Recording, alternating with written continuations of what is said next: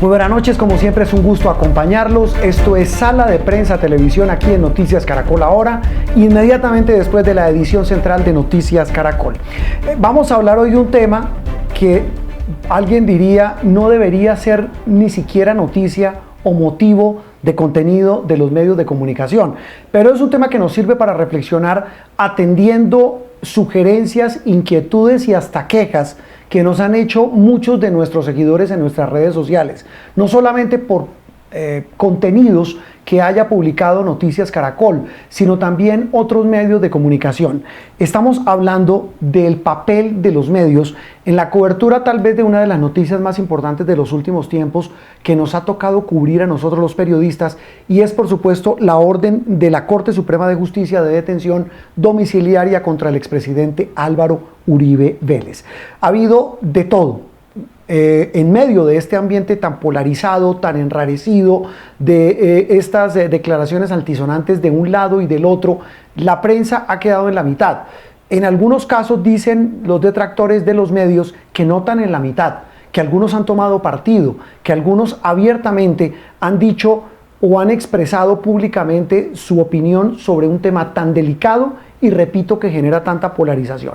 Pero para hablar de este tema, pues qué mejor que hacerlo con expertos y con amigos de esta casa, personas que nos van a ayudar, y sobre todo a nuestros televidentes, a tratar de plantear, de dejar en la mesa todos los elementos de juicio, como siempre lo hacemos aquí en Sala de Prensa. Uno de ellos es don Pedro Vaca, que es el director ejecutivo de la Fundación para la Libertad de Prensa. Pedro, un gusto tenerte en Sala de Prensa. Juan Roberto, muchas gracias por la invitación y como siempre encantado de poder acompañarlos. Siempre lo digo, no me canso de decirlo, representa tal vez a uno de los organismos, uno de las organizaciones más serias en temas que tienen que ver con libertad de expresión, una libertad que tiene límites, que tiene derechos, pero que también tiene responsabilidades. Y Ricardo Ospina, el director de los servicios informativos de Blue Radio. Ricardo, un gusto saludarte. Hola Juan Roberto, buenas noches, un saludo como siempre a todos nuestros amigos en Noticias Caracol Ahora y en Sala de Prensa Televisión. Muy bien, vamos a arrancar con Pedro, hablando precisamente de esto, de cómo es posible que en una noticia donde pues hay tanto en juego, un acontecimiento que genera tanta polarización, pues yo sí, repito, yo digo que nunca ni critico, ni comparo, ni mucho menos editorializo, Pedro, pero en este caso solo quiero plantear esta frase para arrancar la conversación.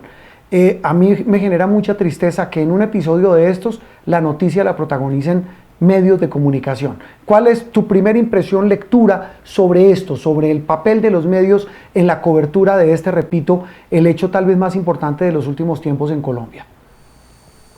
Bueno, Juan Roberto, a ver, yo creo que yo empezaría a hablar como de las preexistencias del debate público, es decir, coincido en que tal vez es la decisión judicial más relevante de los últimos años en Colombia, pero eso cae en un ecosistema de consumo de contenidos informativos que creo no es el más saludable. Es decir, nosotros venimos o somos un país con mucha ansiedad en el consumo de noticias de relevancia pública, con unas audiencias que les encanta recibir información que se ajuste a la forma como ven el mundo y que desprecian, casi que rechazan, en algunos casos diría que se hace apología a la censura de aquellas ideas o formas de ver el mundo que no comparten.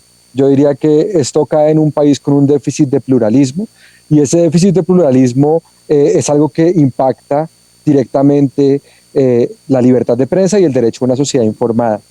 Cerraría dentro de esta primera idea con algo que me parece importante, y también es un país donde las autoridades públicas, diría referentes políticos, respaldan a la justicia a conveniencia, y eso es algo que también ven sus seguidores, respaldan a la prensa a conveniencia. Entonces yo creo que un poco los valores democráticos es lo que está en juego, porque al final el Estado de Derecho, la independencia del Poder Judicial, la posibilidad de que la prensa pueda entrevistar y dar todos los puntos de vista, es algo que es el piso de una sociedad democrática, y parece que estuviéramos también erosionando esos valores fundamentales que tanto nos han costado y que de no tenerlos los vamos a echar a faltar. Mire, y le doy dos elementos, Pedro, a usted y a nuestros televidentes y también a Ricardo, y es que esto mismo que usted dice lo asusan las cabezas visibles de esos dos extremos. Aquí no vamos a hablar de que uno, el de derecha o el de izquierda, es mejor o peor, faltaría más. Pero ellos mismos asusan a que se genere esa polarización contra esos mismos medios. Efectivamente, y yo creo que algo que se puede ir perdiendo es que la discusión política en una sociedad democrática va mucho más allá de lo binario, ¿no? Es decir, también, y creo que ahí hay que también hacer una reflexión sobre las redes sociales. Las redes sociales tienen diría yo, una ventaja, y es que le dan voz a muchos actores que antes no la tenían, ¿sí? Los medios hoy en día escuchan cosas que antes no les hubieran parado bolas, de no ser porque existen en las redes sociales, pero al mismo tiempo también hay una noción de encapsulamiento, digamos, en las discusiones sobre este tema le llaman cámaras de eco, cámaras de ocio, donde pareciera que las personas consumen y ven el mundo de acuerdo a sus identidades y rechazan, no están dispuestas a que sus ideas entren en diálogo con otras, y ahí es donde este llamado a una visión homogénea, pareciera que todo el mundo lo quiere ver de un único color, cuando en los matices es donde está, de cierta manera, buena parte de los valores democráticos en una sociedad. Ese papel de los medios, ¿cómo lo ve usted, Pedro?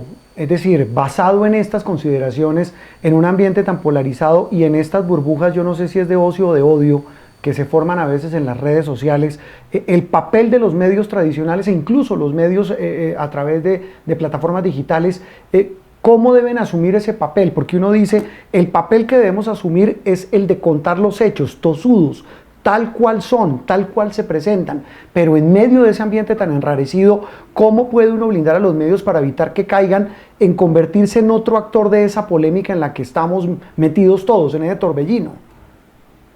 Bueno, Juan Roberto, yo un tiempo para acá pienso en que, digamos, voy ahorita a los medios, pero quisiera arrancar por los periodistas. Yo siento que la fatiga emocional, la ansiedad que genera, digamos, la adicción a las redes sociales genera una necesidad de que los periodistas deben ser emocionalmente mucho más estables de lo que acostumbraban a hacer. Es decir, hoy en día los desafíos de un periodista, la cantidad de notas que se tienen que hacer, digamos, cambia la agenda de un minuto a otro, también hay cierto ruido y cierta conversación que termina aturdiendo al propio periodista. Yo no descartaría, de cierta manera, en que ahí hay que fortalecer un poco el pensar dos veces, el pensar con más calma, y que el ritmo de esa conversación digital que es desenfrenado sea algo que controla la sala de reacción del periodista. Creo que ahí hay un desafío importante. Siento que muchas veces los medios y los periodistas le corren a ese ritmo, y es un ritmo inhumano, es un ritmo de robots, es un ritmo de algoritmos, es un ritmo que va a otra velocidad. Lo segundo es, yo creo que los medios de comunicación en Colombia se debaten entre tres bordes, y yo no sabría escoger cuál es más peligroso que el otro. Un borde es la violencia, o sea, en Colombia hablar sigue teniendo unas consecuencias tremendas para la integridad física y la vida de los periodistas, ¿sí? El segundo es, los medios están corriendo el riesgo de extinguirse, y es algo que la sociedad no está advirtiendo en su complejidad y en el peso que eso puede tener.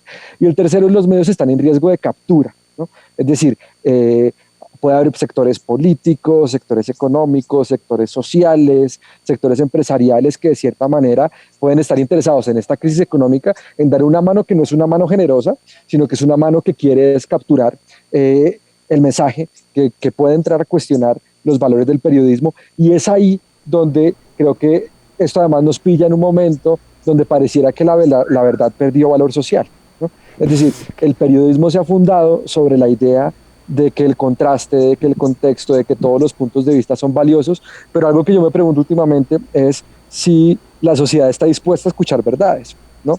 O si solo está dispuesta a recibir de brazos abiertos aquello que refuerza sus idearios, sus imaginarios, y que es capaz de rechazar, incluso con violencia, si llegara a ser necesario, aquellas ideas que, por más ciertas que sean, no están dispuestas a aceptar.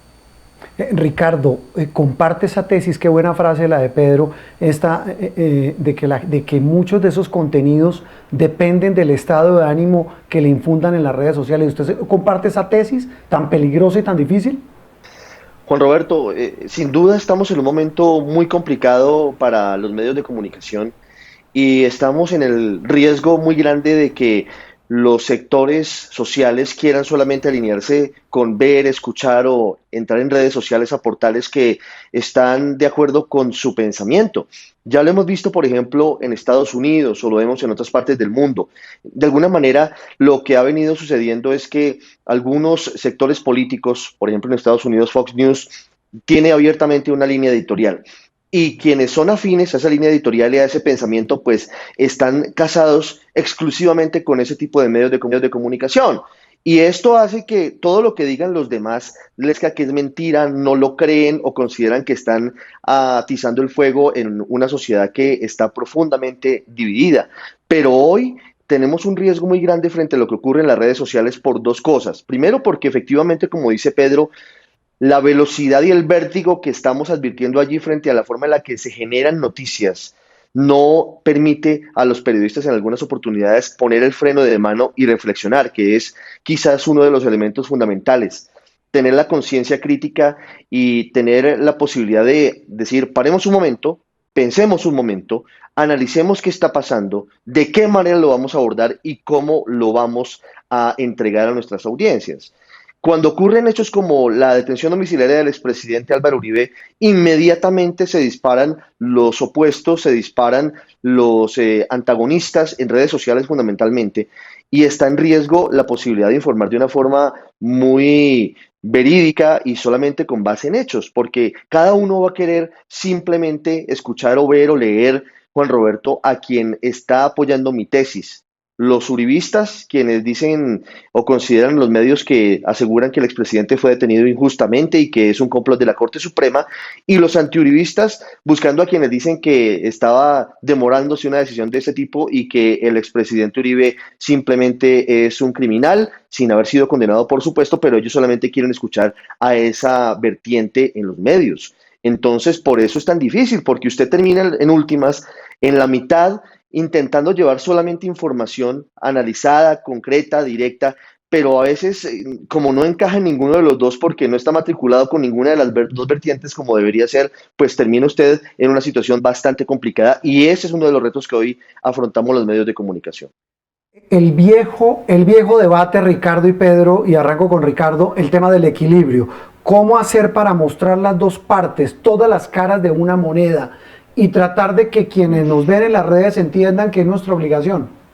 Juan Roberto, eso es muy importante en momentos como este, porque así como tenemos la obligación de mostrar que tiene la Corte Suprema de Justicia en sus manos, hablando particularmente del caso del expresidente Álvaro Uribe, es fundamental entregarle a la audiencia qué es lo que tiene la Corte Suprema, más allá de todo lo difícil que sea, de las interceptaciones telefónicas que se encuentren, de los chats comprometedores, de los argumentos severos. También estamos en la obligación de escuchar a todos los sectores, pero hay que partir de un elemento fundamental, Juan Roberto, y es que los medios de comunicación no es porque seamos pretenciosos, pero sin duda son un pilar de la democracia.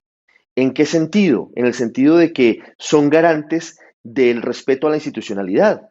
Y la rama judicial y el poder judicial es uno de los soportes del Estado de Derecho en Colombia. Empezar a cuestionar y a intentar desconocer y a intentar deslegitimar una sentencia simplemente porque alguien no está de acuerdo con ella, sin tomarse el trabajo de mirarla, de analizarla y de demostrarla, pues es sumamente riesgoso. Entonces, ¿el papel cuál es, Juan Roberto? Pues mostrar lo que dice la sentencia, que es un hecho eminentemente jurídico, pero también hay que escuchar a todas las voces políticas y sociales, y de eso se trata. Escuchar a la defensa del expresidente Álvaro Uribe, al propio expresidente Uribe, a su familia, a los sectores políticos afines como el Centro Democrático con sus propuestas, incluso algunas de ellas que pueden resultar controvertidas, como la eventual convocatoria a una asamblea constituyente para reformar la Constitución y unificar las Cortes en un momento tan complicado y con una coyuntura tan difícil.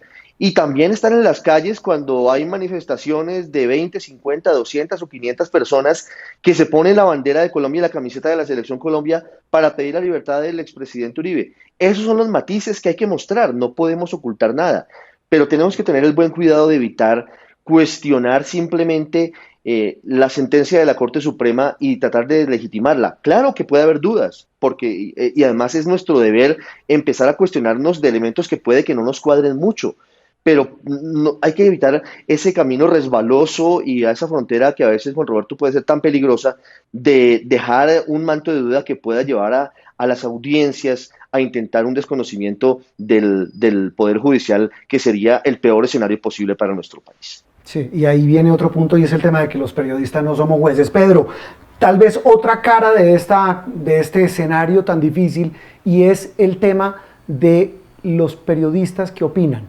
Lo digo porque estaba viendo precisamente en nuestras redes sociales de Noticias Caracol que muchos nos preguntan por eso, muchos plantean ese debate y es los periodistas que hacen parte de medios de comunicación y que puede que en el medio para el cual trabajan estén informando, pero en sus cuentas en redes sociales, especialmente en Twitter, pues hablan de todo, de lo divino y lo humano, y toman partido, asumen posición sobre casos tan delicados como este, el del expresidente Uribe.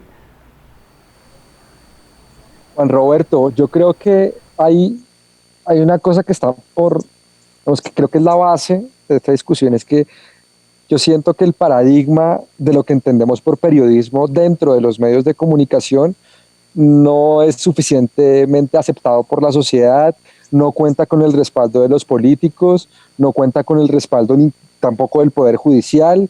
Entonces siento que al final pareciera que los periodistas se entienden o nos entendemos entre periodistas y eso es grave, ¿no? Ahora, el punto que usted plantea, esa distinción entre la voz del periodista y la voz del ciudadano, es decir, yo del otro lado también, digamos, yo estoy de acuerdo con usted, es decir, yo soy partidario de la autorregulación en los medios de comunicación. Creo que de todas las voces que hay en Twitter, yo aspiro a que las voces de los medios y sus periodistas sean unas voces más cualificadas, ¿no? Que ponderadas, digamos, como que aclaren, porque de alguna manera soy un convencido de que la ciudadanía ve en sus periodistas y en sus medios un referente distinto a cualquier cantidad de contenidos, digamos, o superficiales o contenidos azarosos, acalorados. Entonces creo que el periodista y el medio puede acercarse a, digamos, a los paradigmas del periodismo o puede acercarse un poco al tumulto y al ruido de las redes sociales. Y ese es un péndulo en el cual yo siento que nos estamos adaptando, siento que además nos estamos equivocando muchísimo, siento que también hay un punto de libertad de expresión, es decir, yo creo que cualquier persona en una sociedad democrática está en todo su derecho de manifestar los asuntos que considere sobre el entorno en el que vive, llámese periodista o no, pero sin duda es algo que erosiona el sector en la medida en la que no está autorregulado. O sea, es decir, yo creo que aquí sin duda toca hablar de un tema que además nos cuesta muchísimo y es la calidad de lo que hacemos, ¿no? Y si esa calidad es consistente o si esa calidad es variable, ¿no? Porque tenemos un público mucho más agudo, un público en el cual tenemos cada vez menos legitimidad y un público que a lo mejor está reclamando cosas que se pueden dar, ¿no? Digamos, ahorita hablaban ustedes de las dos versiones, ¿no? Suelen hablar en círculos periodísticos de las dos caras de la moneda y eso parece que no es suficiente, ¿no? Parece que, porque uno puede poner las dos caras de la moneda, pero también puede poner acentos, puede poner énfasis, puede resaltar una sobre otra y ahí es donde de alguna manera también se enquista y muchas veces con razón buena parte de las inconformidades de las audiencias. Ricardo, los periodistas que opinan en redes sociales. Juan Roberto, pues sin duda es un derecho fundamental que tenemos los colombianos y eso es parte del Estado de Derecho en el que nos encontramos. Pero es muy importante tener muy claro a qué se dedican los periodistas y los columnistas, porque está el riesgo muy grande de terminar diluyendo el trabajo del periodista en la opinión del columnista. ¿A qué me refiero? Pues a que sin duda cada uno de nosotros, todos los colombianos tenemos una opinión frente a los hechos, tenemos un entorno que nos ha marcado y tenemos unas concepciones políticas, una visión social y económica de nuestra realidad. Pero los periodistas tenemos una condición particularmente dura porque tenemos el deber y la obligación de mostrar los hechos a la sociedad, de revelar elementos que le permitan a nuestras audiencias tomar las mejores determinaciones.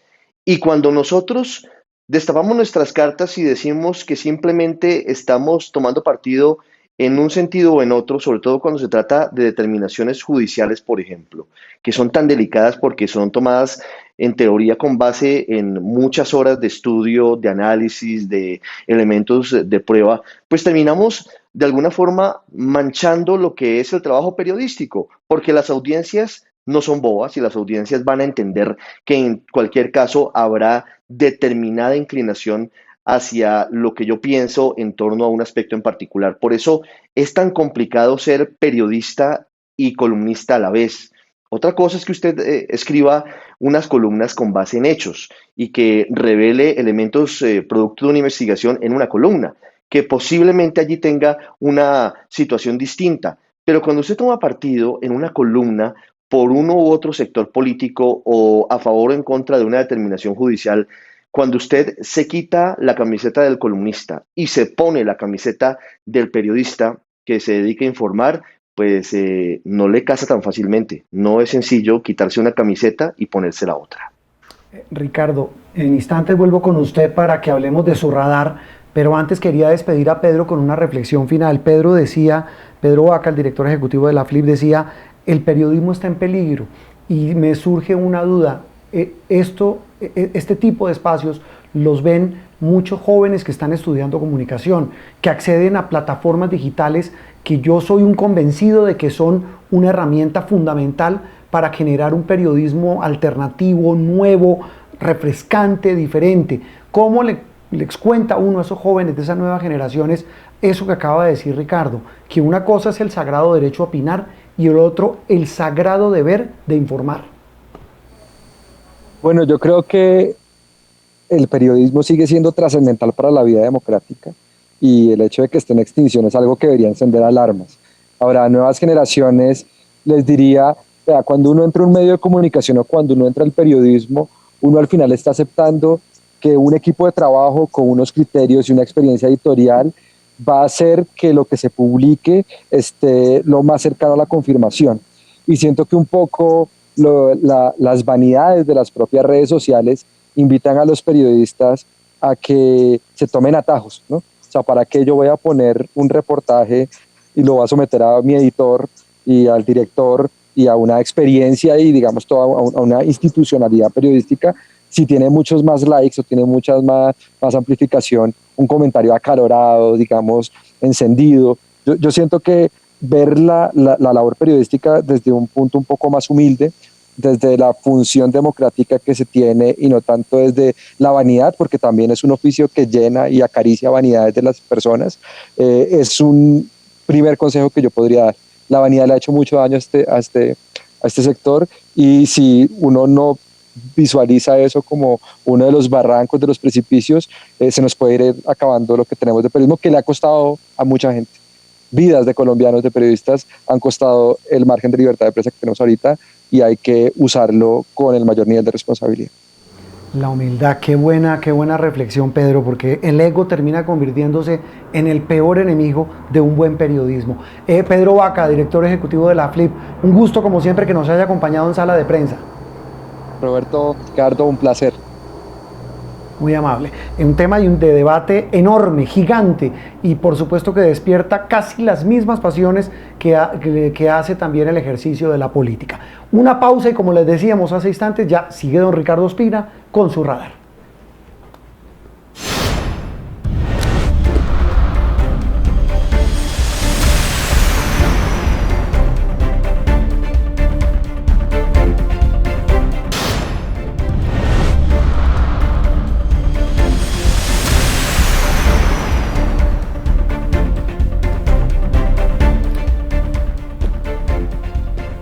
Muy bien, y regresamos a Sala de Prensa aquí en Noticias Caracol Ahora. Don Ricardo, después de su intervención sobre este tema del periodismo, qué buena frase la de Pedro sobre la humildad que nos hace falta a tantos en este oficio.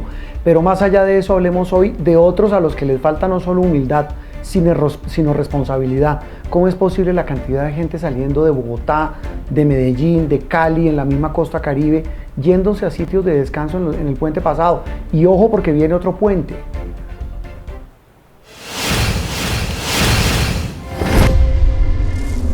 Sí, y esa es la preocupación, Juan Roberto, y por eso en el radar aquí en Sala de Prensa queremos hablar de esa situación, porque lamentablemente no aprendemos los colombianos. No la mayoría, pero sí hay un grupo de indisciplinados que siguen creyendo que el coronavirus es una carreta, que es cuento y que no es cierto y que ya pasó. Estamos todavía acercándonos hacia el pico de la pandemia, Juan Roberto, y lo que han reportado las autoridades, especialmente la Policía de Tránsito, es impresionante. Estamos viendo las imágenes de los operativos que adelantaron durante este puente festivo del aniversario de la batalla de Boyacá. Y, por ejemplo, en el departamento de Cundinamarca, Juan Roberto, se duplicó el número de indisciplinados frente al puente anterior, en pleno pandemia, según nos decía el secretario de Movilidad del departamento, Jorge Godoy. Más de 560 comparendos, partes, y más de 500 carros devueltos y además inmovilizados porque estaban incumpliendo las normas. Personas que iban en familia, iban, permítame ser gráfico, con el flotador inflado, con el balón para la piscina, con el asador, con las bicicletas en la parte alta de las camionetas y diciendo de manera peregrina a las autoridades que se iban porque tenían una emergencia, absolutamente violando las normas, falsificando documentos. Por ejemplo, en Bucaramanga hubo un caso increíble en donde un hombre se guardó en una bolsa negra y se metió en el baúl del carro para poder ir a un sitio de descanso, de paseo. Y por eso la policía está tomando medidas y lo que viene el próximo puente festivo, porque como usted decía, Juan Roberto, el próximo fin de semana de nuevo hay puente en Colombia, pues habrá medidas mucho más drásticas. Y la policía va a verificar cada uno de los documentos, de los permisos del Ministerio de Transporte y de los departamentos y de las alcaldías para evitar que sigan los avivatos intentando burlarse de lo que hay de por medio de la salud y la vida de miles de colombianos y algunos todavía no lo entienden. La irresponsabilidad de muchos de estos viajeros. Entendemos la angustia que se está viviendo después de casi 5 meses de encierro, pero yo creo que hay que tener sobre todo responsabilidades. Todos tenemos familia, hay que cuidarnos. Ricardo, gracias a ustedes, muy amables. Dios mediante, nos vemos mañana inmediatamente después de la edición central de Noticias Caracol. Ahora viene Signo Pesos aquí en Noticias Caracol Ahora. Feliz noche para todos.